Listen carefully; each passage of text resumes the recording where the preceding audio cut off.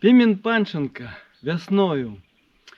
Жылы дрэў напоўніліся сокам, ручаі імкнуцца да ракі, неба стала чыстым і высокім, і пяюць вясёлыя шпакі. Усё вясна старанна падлічыла, сонцам абагрэла кожны кут.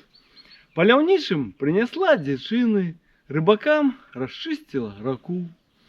Рыбы абудзіліся з застою, а ваўкі, халодныя насы, узнялі на сонейка густое і спрабуюць ціха галасы.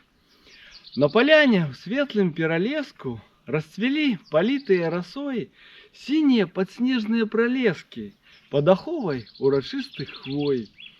Я пакінуў хату, кінуў вершы, блукаю па лесе, як дзівак. Мяне кліча ў госці друг мой лепшы, шэры дрозд, цудоўнейшы спявак. Пах смалісты п'ю і не нап'юся, і пад гром птушыных галасоў да бярозы белай прыхінуся.